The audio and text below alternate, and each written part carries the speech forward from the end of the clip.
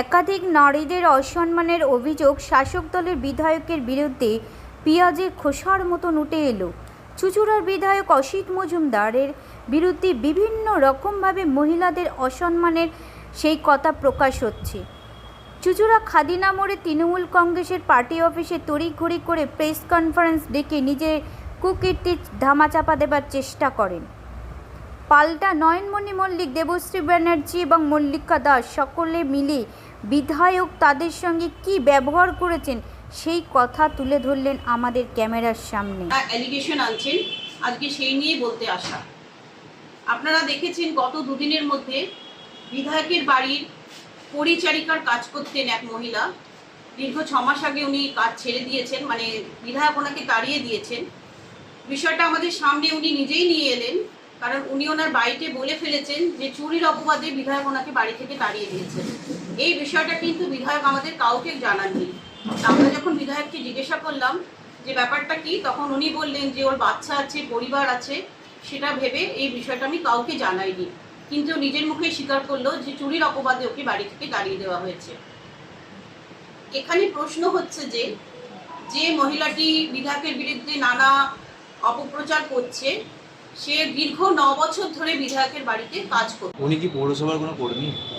উনি পৌরসভার একটা স্কুলে চাকরি করেন। তাহলে উনি কোন দিকটা সামলান আমার জানা নেই। উনি একবার বলছেন মিউনিসিপ্যালিটি, এদিকে স্কুলের খাতায় ওনার নাম, এদিকে উনি বলছেন আমাকে বিধায়ক বাড়িতে কাজ করাতেন। উনি নাকি হুইপ জারি করে ওনাকে বিধায়ক বাড়িতে রাখতেন কাজ করানোর জন্য। উনি সেটাই একদম ভুল তথ্য।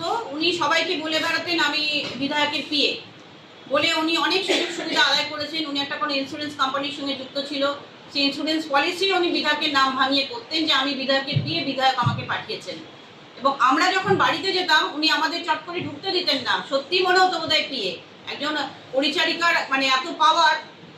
আপনি যেটা বলতে চাইছেন যে তৃণমূলেরই একাংশ তৃণমূলের এগেইনস্টে ষড়যন্ত্র করছে। একদম তাই। এরা তৃণমূলের সাথে আমাদের সঙ্গে মিশে আছে।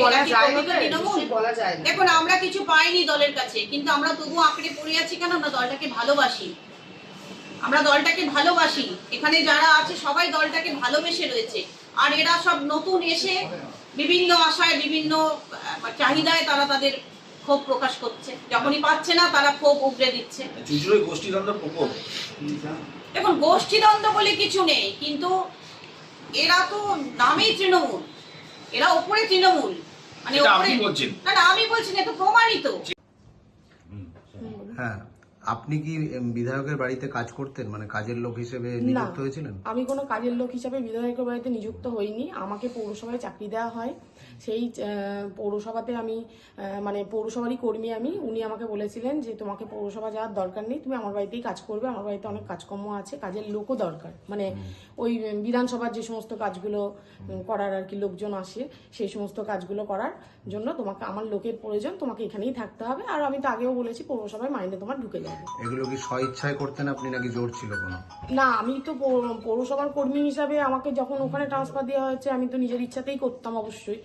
মানে আমাকে করতে বললে আমাকে তো করতেই হবে। কিন্তু আমি ওই ওনার যে বাকি কথাগুলো আমি বলেছিলাম যে আমাকে দিয়ে জুতো পরিষ্কার, আমাকে দিয়ে টেবিল পরিষ্কার করাতে, ঘরের ঝুল ঝাড়াতো, চা দেওয়া, তো এইগুলো তো আমি নিজে ইচ্ছা করতাম না। উনি বড্ড আমাকে মানে মুখ করতেন, প্রেশার দিতেন এবং খুব মুখ করে বলতেন যে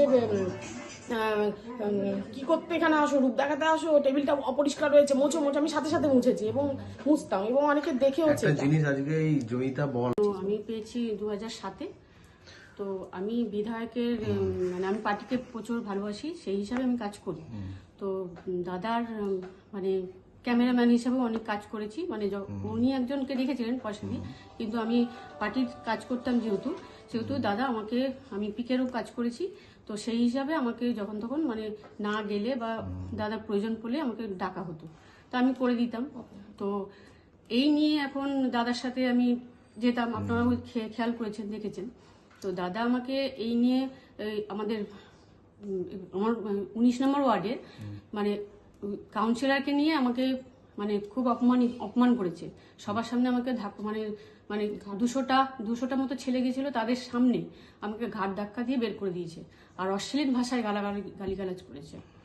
এটা বিধায়ক করেছে, মানে আমি নাকি টিকিট নিতে চাইছি বা আমি মানে কোনো কিছু করতে চাইছি এরকম একটা মানে ভেবেছে। ওর প্রিয় কাউন্সিলর কি মানে প্রিয় কাউন্সিলরকে আমাদের 19 নম্বর ওয়ার্ডে একজনই কাউন্সিলর আছে, ওর মানে কম্পিটিটর আর কেউ নেই, তার জন্য উনি ওনাকেই বসাবেন, মানে টিকিটটা দেবেন বলে বারবার মানে এইটা বোঝাতে চেয়েছেন। ওনার ছাড়া আর দ্বিতীয় কোনো নামও যায়নি। উনি সেই হিসাবে আমাকে ভেবেছিল যে আমি নাকি টিকিটের জন্য বলেছি বা কিছু করেছি, তার জন্য আমাকে ঘাট ধাক্কা দিয়ে বের করছে মানে আপনি বলছেন যে আপনারা যারা মহিলা তৃণমূল কর্মী ওনার সঙ্গে থাকতেন বা মিটিং মিছিলে যেতেন, সবার সঙ্গে কি উনি খারাপ ব্যবহার করতেন?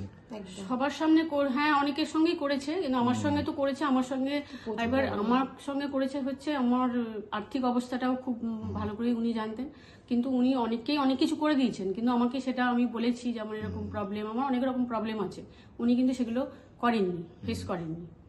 আচ্ছা, কতদিন ধরে এটা আমি তো ওনার কাছ থেকে 4 বছর ধরে যাই। আমি দলটা করি তো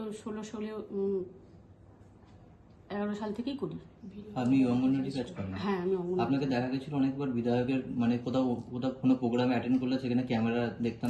হ্যাঁ, ওই যে বললাম আমি যে উনি ক্যামেরাম্যানকে একজন রেখেছিলেন, সেটা পয়সা দিয়ে, আমাকে কিন্তু ডাকতেন, আমাকে কিন্তু কোনো পয়সা দেওয়া হতো না। সেটা অঙ্গনওয়াড়ি কাজের মধ্যেই আপনি যেতেন?